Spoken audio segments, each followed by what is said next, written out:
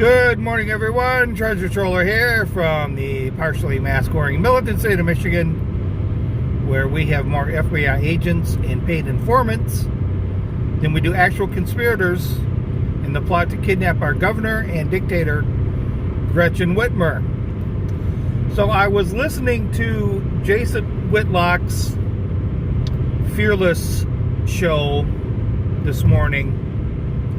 And at the beginning of his show, he always has, a lot of times he has this, he's going to start a fire, which is a rant on something that he disapproves of or finds hyperbolic. But today, his topic was Megan Rapinoe. I think that's how she pronounces it. The female soccer player who's a lesbian, and anyways, her and about 500 other female athletes signed a friend of the court brief for the United States Supreme Court for a abortion case from the state of Mississippi. And essentially they were citing that pregnancies or the ability to end a pregnancy at any time helps grow or promote the women's sport. It also helps the female athletes reach their potential, just the added maternity time and leave and whatnot.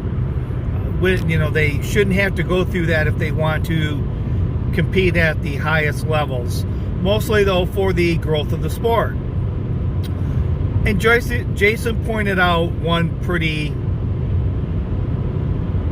big point, was that it's pretty hard for a female lesbian to get pregnant. I mean, voluntarily get pregnant or want to get pregnant.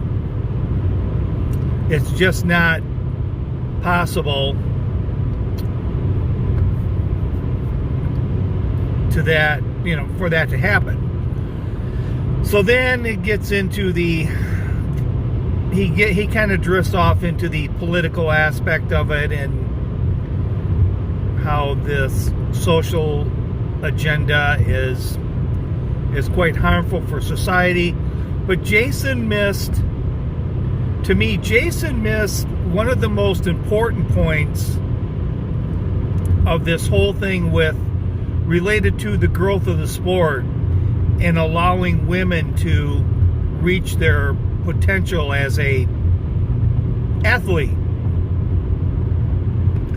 And I'm not gonna make you guess on what that is, only for a second. Only for a minute. I'll give you a minute to think.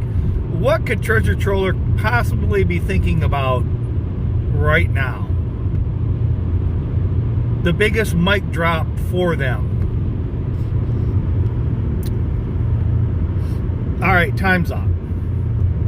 If you really want to promote women's sports and you really want to see them reach their highest potential, then why, in God's name, would you allow transgender men to compete against them?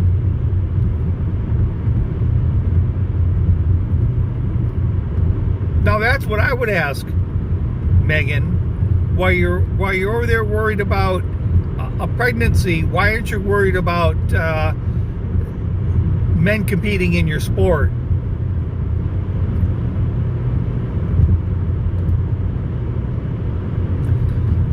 I'll put a link in below from the latest MMA fight. It was just unreal. The female fighter was by far the most technically sound of the two, and he just went through everything she had. Knees to the head, right hand punches, overhand punches, some kicks. He walked through everything. And all he had was roundhouse rights. And eventually, he caught her with a couple of punches. It went down to the ground, and she couldn't do anything about it. But I'll put that in there if you want to watch. But if you're really seriously worried about the growth of women's sports, don't let men in. That's probably the best thing you can do, in my humble opinion. So this is Treasure Troller saying aloha and good day.